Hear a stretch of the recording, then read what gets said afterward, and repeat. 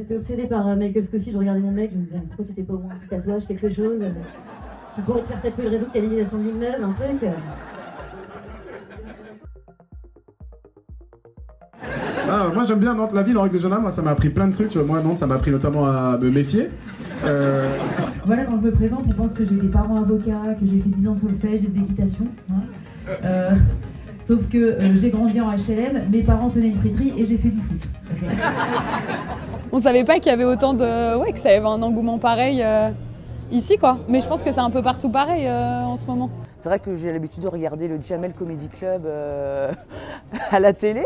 Et là, je me suis dit, chouette, à Quimper, il y a quelque chose de super innovant et ça marche bien. C'est génial. Tu sais, moi j'ai une petite campagne où il se passe pas grand chose, tu vois. Moi j'ai une petite campagne où genre passer 23 heures, il y a rien qui craint. Chez moi, passer 23 heures, le seul truc qui craint, c'est les sangliers, quoi. Vraiment. Chez moi, les sangliers, c'est la délinquance locale. Hein. Chez moi, il se passe quoi que ce soit, tu peux toujours accuser un sanglier en premier. Par exemple, il y a un petit combat que j'aimerais bien qu'on réussisse à gagner, c'est que les hommes arrêtent de nous appuyer sur la tête quand on leur fait une fellation. Et je dis pas ça par acte féministe, moi c'est juste que j'arrive pas à rester concentrée. Voilà, je vous le dis, vraiment. Moi j'ai juste l'impression que le type est en train de jouer au jeu des taupes. Vous voyez ou pas? On lui dit souvent dans les métiers artistiques et dans le stand-up que tout est à Paris, donc il faut rester à Paris si on veut percer. Alors que je pense qu'à l'inverse, justement, on peut, en créant des choses, ça permet qu'il y ait des choses qui se passent ici et que du coup, ça fasse un cercle vertueux. Et quand je vois que le public est là, les humoristes, quand on joue en Bretagne, on a des conditions qui sont souvent meilleures qu'à Paris. Parce qu'on a des meilleures conditions financières, il y a le public, il est hyper content d'être là, donc voilà, et puis c'est rempli, c'est toujours plus agréable pour nous de jouer devant plein de gens que devant 5 personnes quand c'est une salle à moitié vide.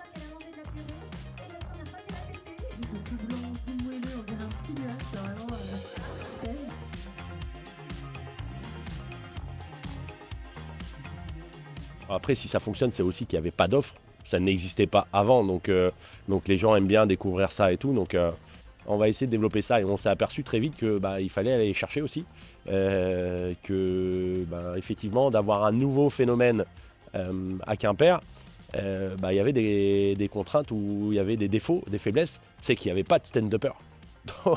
Donc automatiquement on était obligé d'aller un peu, on a commencé à gratter un petit peu et puis économiquement il fallait que les mecs qui viennent et quand on a des Parisiens qui viennent c'est quand même 4 heures de train, donc ils sacrifient 2 jours pour venir, donc faut les rémunérer, on a les cachets et tout, et donc c'est comme ça, on a eu un petit passage où on a eu très peur, on s'est dit là on va faire passer un payant, et donc on est passé là-dessus et en fait là on a rempli plus qu'avant.